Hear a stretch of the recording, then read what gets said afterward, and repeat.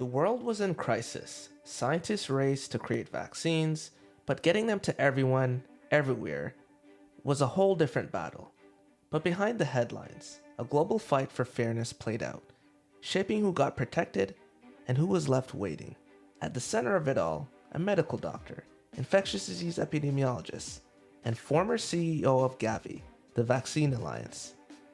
He co-founded COVAX, led the charge for vaccine equity, and wrote the inside story for his new book, Fair Doses. From PHI Media, I'm Gordon Thane, and with me for a conversation is Dr. Seth Berkley, and we start off by rewinding the clock on his early life and career. You're listening to the Public Health Insight Podcast, your go-to space for all things public health and global health, from the Sustainable Development Goals to the social determinants of health, as well as interesting dialogues about the diverse career opportunities that exist in these fields.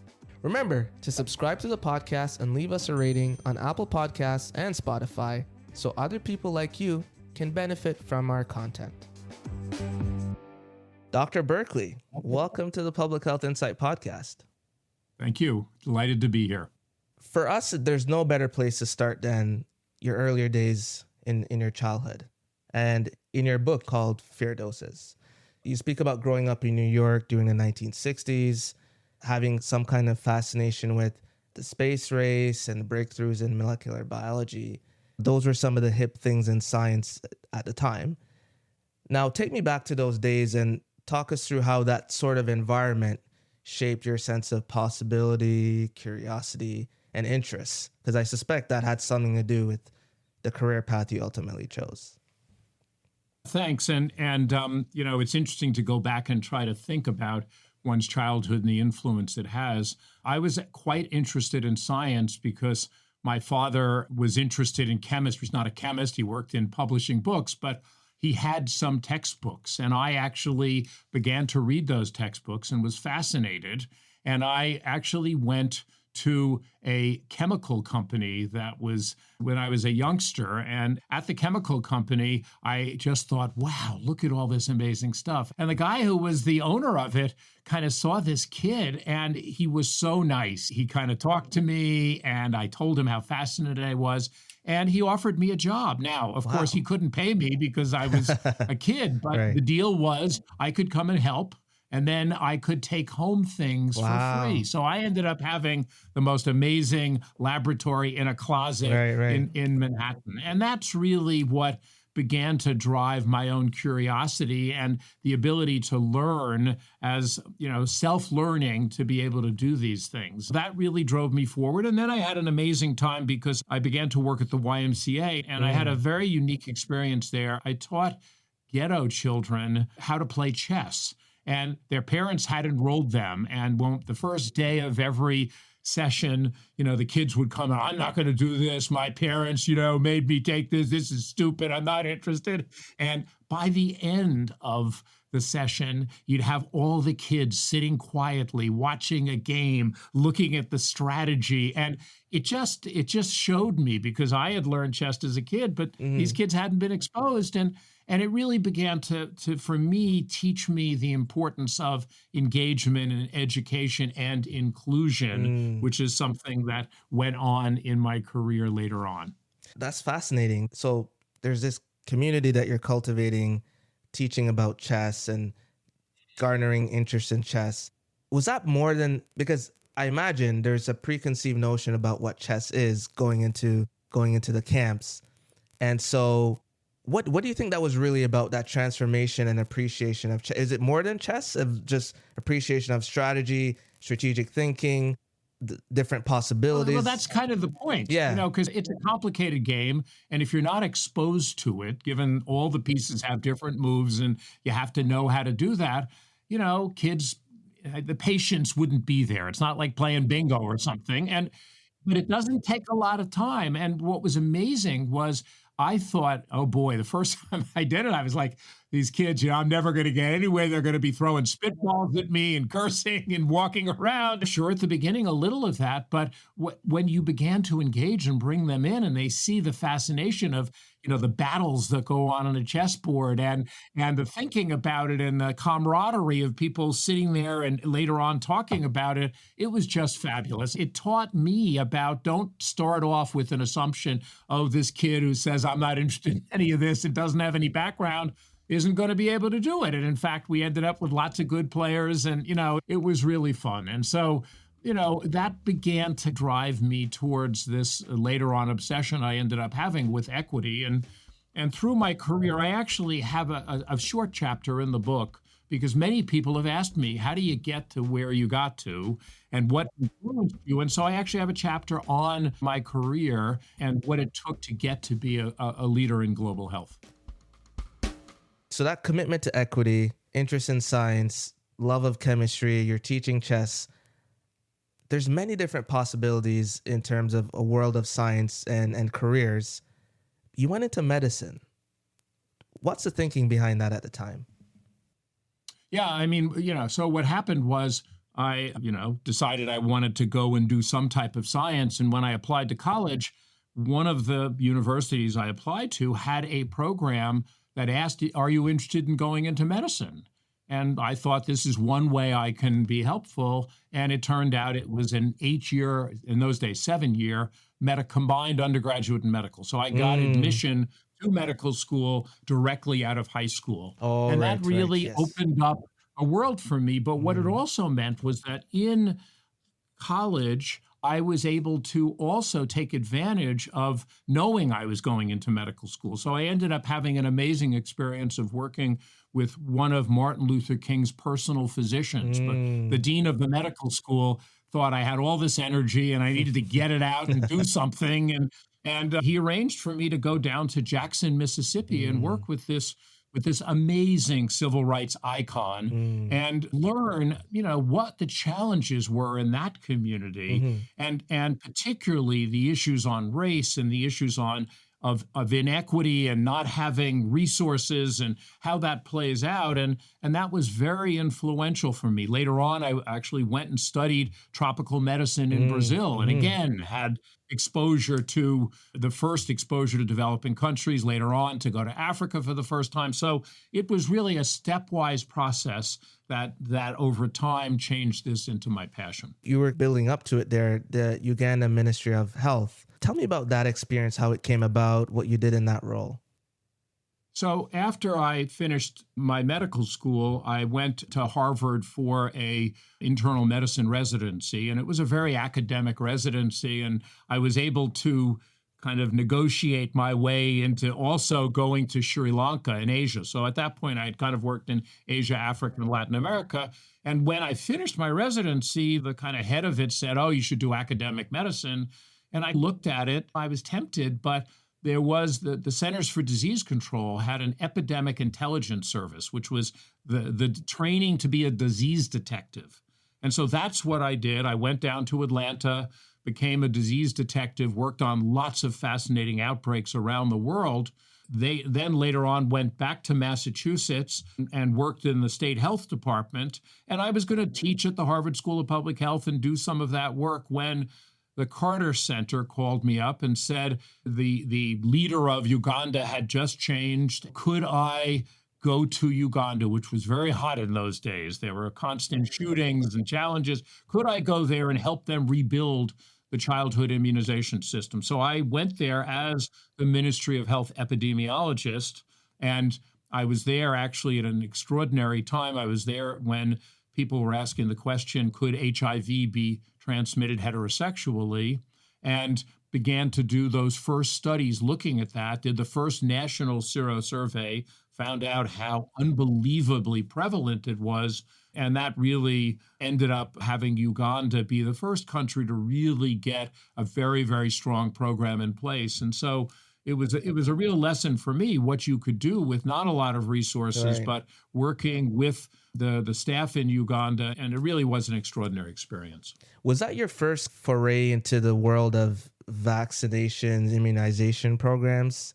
Would that be fair to say? Absolutely. I had some infectious disease knowledge and had worked on that, but that really was working on that. And it became, quite interesting because at that point in time, because Uganda, after Idi Amin and Obote, was under strain for, more than a decade of wars.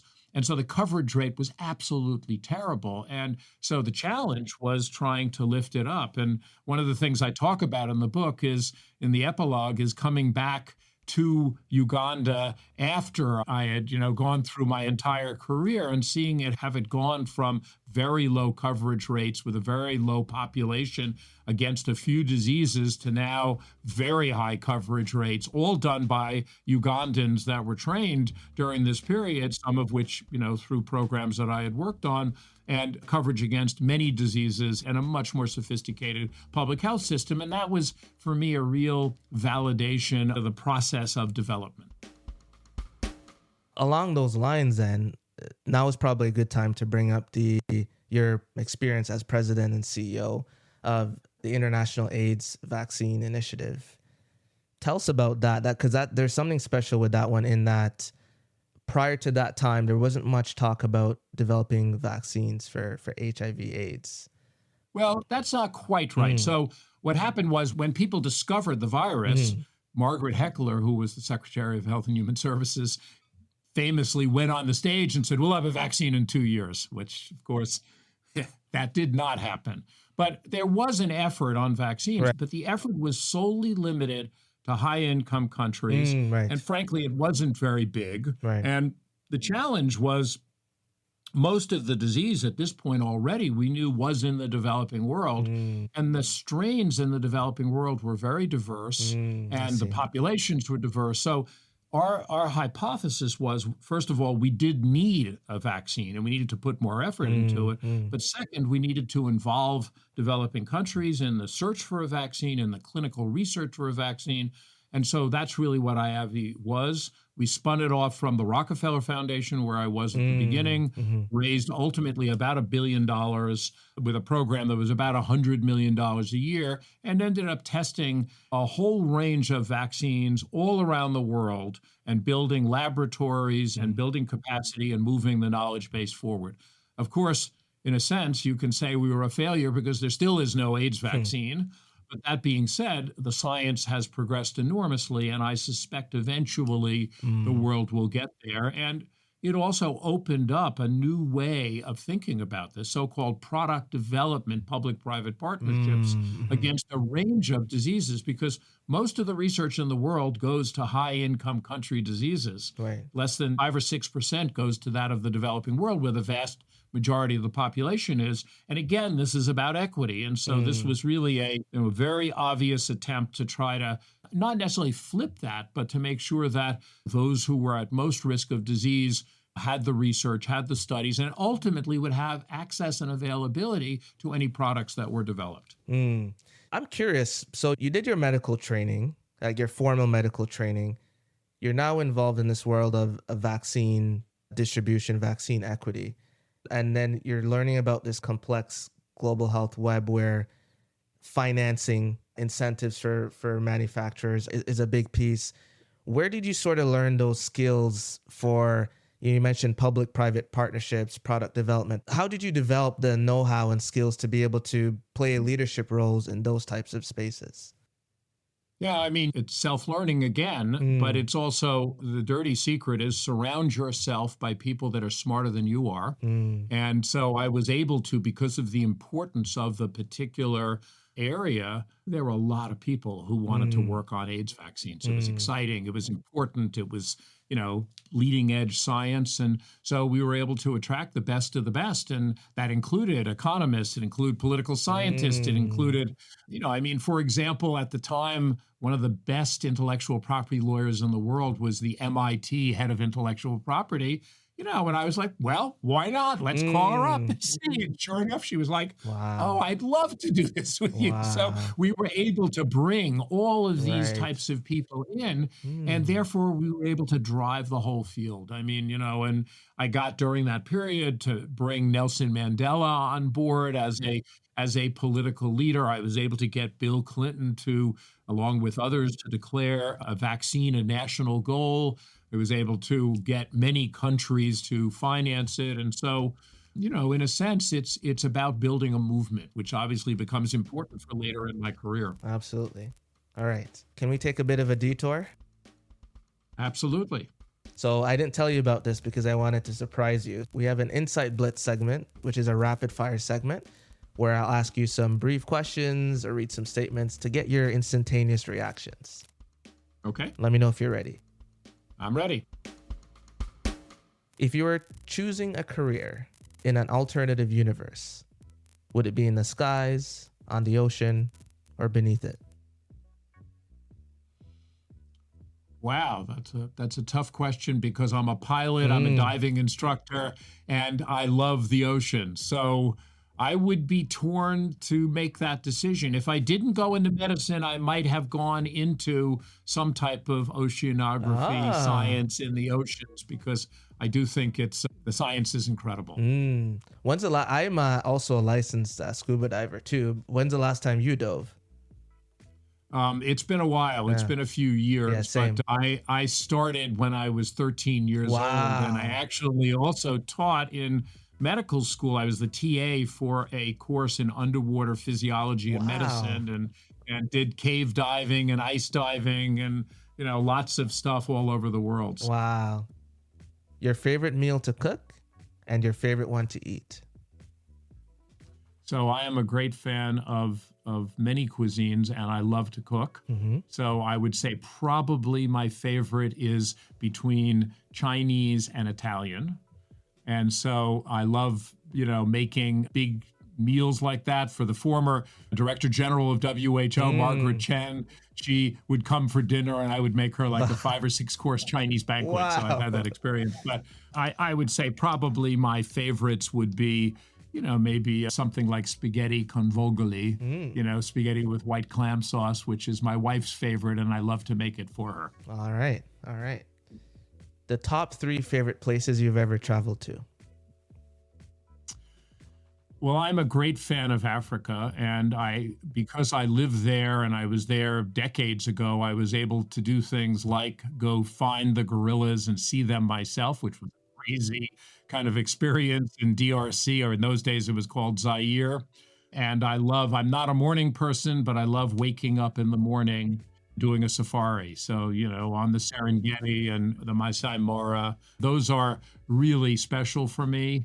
Of course, I love to sail. And so, different places in the oceans, the Caribbean, the Bahamas, the Mediterranean Sea, these are extraordinary. And being on a boat, sailing ourselves is just such a wonderful experience. And then, I would say I really love Asia as well. And the experience of going to, say, Japan and having both the cuisine, but the amazing art and culture that exists there is really extraordinary. Sticking with the food idea, imagine that you're hosting a dinner party with your personal heroes. So if Cynthia, Tessa, and Benjamin already had plans, and you had 4 seats, you're in one of them, so that leaves you with 3 left. Who would the other 3 be? They have to be live or dead. It can be whatever you'd like it to be. I mean, I think, for me, Nelson Mandela, who I've already mentioned, an extraordinary leader, visionary, and just incredibly, smart. I think I enjoy Bill Gates, who I've worked with extensively in my career, who is, again, really thoughtful, really able to, drive ideas forward. Who else would I have on my list?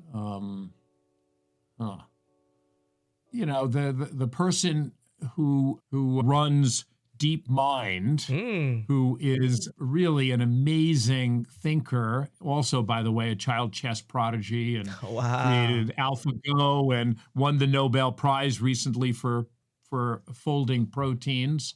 And I've had dinner with him a few times, and he's amazing and in terms of being a thinker. And I think you've got 3. You've got 3 there. So you're in the other chair. 3. Okay, but the problem is they're all men, so we would need to have some gender balance That's there, right. and I'd have to think about who that special woman would be that might be able to balance Your those high MIT profile people. intellectual property expert might be Yeah, uh, yeah, yeah. might be one of them. All right. A hot take that you have about the work that you do that might ruffle some feathers, but you've stood by it and you'll continue standing by it. I'm sorry. So something that ruffles feathers. Yeah, of something I've like done? some kind of conviction that you have about your beliefs in the work that you do that some might find controversial, but you see it as sort of black and white. So one of the reasons I wrote the book was in creating COVAX, which is the effort to try to get COVID vaccines to the rest of the world. We started it. We had no money. We had no authority. We had no people. But we were worried that the developing world wasn't going to get access. That's why we started it. And so we went ahead and raised $12.5 billion, ultimately delivered 2 billion doses to 146 countries.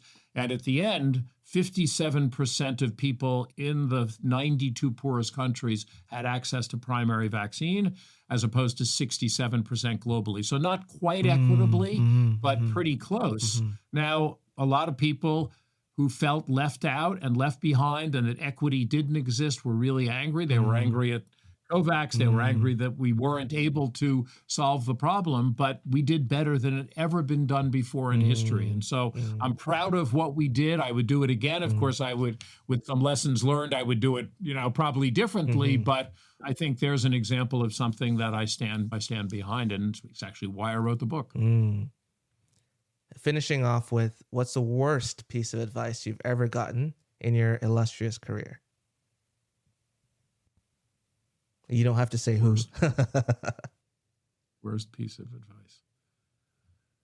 Well, I would argue that if I had gone into academic medicine, that would have been a bad mistake. And yet there was a real push for me to do that because that's kind of the norm of what you do when you're in an academic facility. And so I'm very glad that I ignored that piece of advice, even though it came from a very, very prominent, important, and famous person. Fair enough. Okay. That's the end of it. That brings us to the end of Insight Blitz. Did I scare you away? You're going to stick around for the next part? How are you feeling? No. Fine. Let's keep going. That wraps up the first part of our conversation with Dr. Seth Berkley, a leader whose work has shaped the global response to some of the most pressing health challenges of our time. But the story doesn't end here. Coming up next, we'll dive deeper into Dr. Seth Berkley's new book, Fair Doses, and uncover the lessons learned from his experiences during the COVID-19 pandemic. Lessons that could change the way we approach vaccine equity in the future. We'll also reveal what Dr. Berkley calls the best kept secret in public health, and why it matters now more than ever. This show was edited by me, Gordon Thane, with additional editing from LaShawn Benedict. Sound design and mixing by myself and LaShawn Benedict. The original music from The Music Room, composed by Tom Fox, licensed from Johnny Harris. The cover art designed for our show by LaShawn Benedict. The Public Health Insight Podcast is produced by PHI Media. Thank you for listening to the Public Health Insight Podcast, your go-to space for informative conversations, inspiring community action. If you enjoy our podcast, be sure to subscribe and leave us a rating on Apple Podcasts or Spotify. See you in the next one.